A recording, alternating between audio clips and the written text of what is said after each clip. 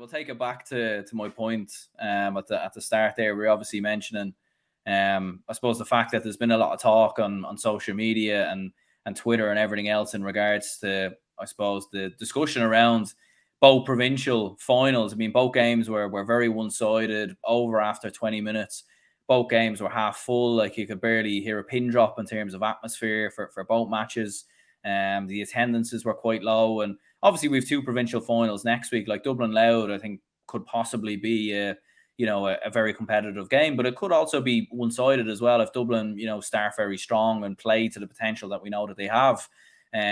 So, like, you're looking at it and thinking, like, with provincial finals, like, is it a case that maybe the way the draws went, that these games have been very one-sided, or is it a case that maybe we need to change something here? Because it does seem too often that we have these one-sided games far too often, and it's just like it's just not great for any casual fan who's sitting there and watching those games, because like both were over after 20 minutes.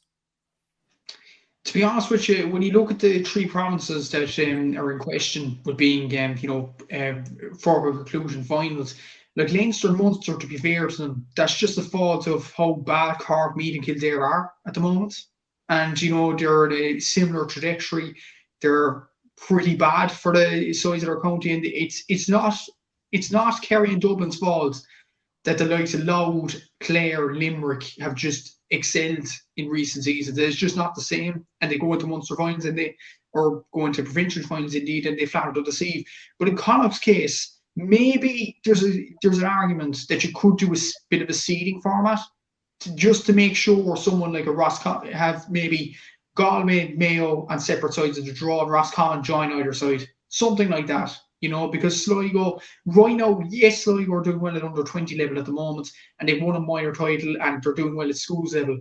But at this particular moment in time, unfortunately, I know they put up a good fight today, but Sligo aren't up to the Galway's level.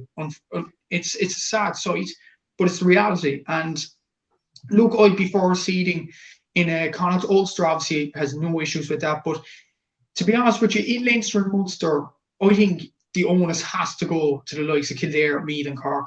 Those were historic counties dealing with the likes of Kerry and Dublin up until the years when Dublin and Kerry dominated, in fact, after that. And none of them counties have been, visible ever since. I seen your video on Dublin, the money issue and all that, and Meath and Kildare complaining. And I was thinking Cork were in the same position as well in regards to, competing with Dublin and Kerry. And I'm thinking the same as you are. Maybe look at yourselves. Look at yourself. What are you doing in underage? What are you doing in the county board that is so wrong? And that's the thing about this. You would have thought Clare would have put up a more of a fight today, but the reality was, I know Colin Collins has done an outstanding job at Clare. He got them to an All-Ireland quarter-final last year and 2016. But Clare didn't appear in a Munster final before today since 2012. This would have been new territory for them. So when you think about it, like, it might have been a predictable result what happened today. So I think, honestly, in the case of Munster and Leinster, the three big dogs with Dublin and Kerry have to look at themselves. Whereas Connacht, I think there has to be a seeding system after what happens this year. Like, one side of the draw containing Sligo, Leitrim, New York, and London. I know it's set up for a fairy tale and things like that, in case in point when New York's win over Leitrim. But at the same time, it's going to end up in one-sided finals, and at the end of the day, Aaron, we don't want that.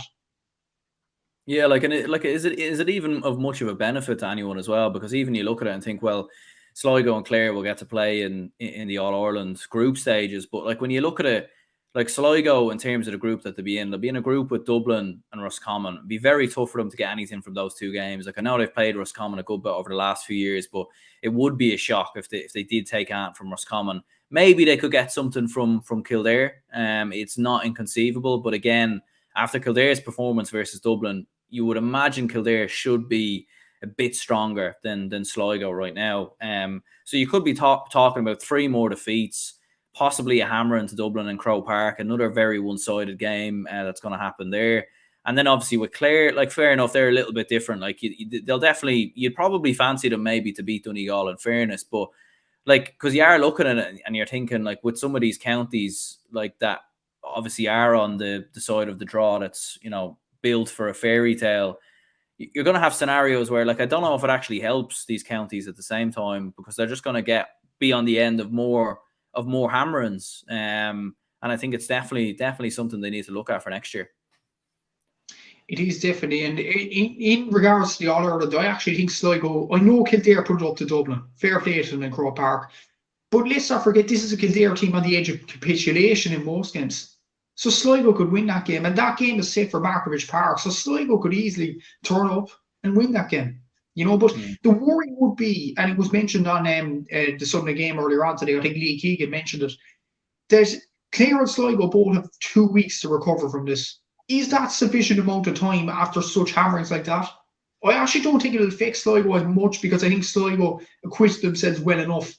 But for Clare to concede 5 goals in a Munster final, that's pretty bad going. And when you look at the amount of wides they had against Cork and Kerry as well, like I said before the game with Clare, if they were going to have any chance against Kerry, they had to get their shooting accuracy bang on point. They didn't today. They absolutely far to deceive. And, I honestly think they can beat Donegal, considering that game is on in Ennis. But that's the only saving grace for Sligo and Clare, that they have home games. Even Clare, for example, like their second game, I think, is against Monaghan and Clones. I know Monaghan are a tough team, but Clare could easily beat them because both of them are kind of on similar trajectories, like building for the bottom. They're small enough counties with less resources than anybody else, so it may be an even playing field. But when you look at Clare, I know they performed well against Roscommon. They did well against Cork, obviously. But when you look at their last 2 games against proper All-Ireland contenders in championship level, they conceded 5 goals twice. I don't know, there could be something wrong, Clare, I think, but yeah, it is a tough one. It really is a tough one. Like, let's play devil's advocate from a Kildare point of view. Like, if they lose to Sligo, then you'll be going down the point of view. It's a miracle, and it's unbelievable for Sligo. But I do get your point. If Sligo go on and beat Kildare, they'll most likely be in a preliminary quarter-final. And let's say Sligo go up against Tyrone or somebody. Yeah. That could be another tanking. So, I know you have fairy tale stories and all that, but at the same time, it seems like every fairy tale in this day and age for Gaelic football inter-county sides is going to end in a nightmare, no matter what counties put into resource or whatever. So, look, you just think with Clare putting in so much to the Cork game, they put so much into the Roscommon game. That was 2 different seasons and 2 same results. So that just proves it. And it could happen to Sligo easily this year as well. Yeah, Cyranash Gaiman says here, you said in your previous video about the LGFA format for the All-Ireland series. Do you think this could be utilised for the men's All-Ireland format in future years? Like, it's an interesting point. Like, obviously, if you look at the Ladies Football Championship, like in Leinster, you have Dublin, Laois and Meath, obviously Division 1 and Division 2 sides. Like in the Connacht Championship, it's just a straight final between Galway and Mayo. Do you think that's something they could look at in the Provincial Championships? Because at least that way, like the Ulster Championship would stay as it is, more or less. Like maybe Antrim would drop out or something of that nature. Obviously the Munster Championship, I suppose Kerry, Clare, Cork, you'd imagine would be the 3 sides there. And then in Leinster, just be your Division 1 and Division 2 sides, and the same again in Connacht. Is that something maybe you think they could possibly look at? Like, because I know, as you said, like it possibly does stop the fairy tale then, and then maybe you're taking away, big provincial shocks like Cavan obviously winning Ulster, the likes of Tipperary winning Munster. But like when you look at it in the last 20, 30 years, like they're few and far between. And at the end of the day, you're not taking away, counties' hope for a provincial title, but basically just saying that if they improve in the league and they focus more on the league and they get into Divisions 1 and 2, then they're in the Provincial Championship, and that will stop Dublin beating Laois by 30 points or Kerry playing Tipperary, because like there's no reason for these games to happen. Like neutrals don't want to watch it. Kerry fans don't particularly care about those games. Tipperary, they don't want to see their own county getting hammered. It just does no one any favours. So is that something you think that they could look at for the future? It's some point that it was mentioned to me, I think it was last year or something, and maybe it could have been on a podcast, maybe it was off air, but James Brady from Play On GA as well, he mentioned a very good point to me. What happened with Clare winning Munster in 1992, with Leitrim in 1994, with Cavan in 2020, with Tipperary in 2020, with Sligo beating Mayo and Galway in 2010? Those sorts of incidents are probably some of the worst things to happen to the GA. Because when you think about it now, Aaron, I know they seem like fairy tale stories, but they're just examples that the GA should hang on to the point, just cling on to the point that the provincial championships are something worth fighting for. When you look at the results over the last few seasons, like you look at even back in, I would say 2011, I'll take it back from my own county when Cork were actually good. We played against Waterford, I think it was in Park and Keys sometime. We beat them, I think it was 5 goals and 22 points to something like 10 points or something. It was ridiculous, and it was a bit of a waste of time, waste of money. And you're thinking, why are you playing these games?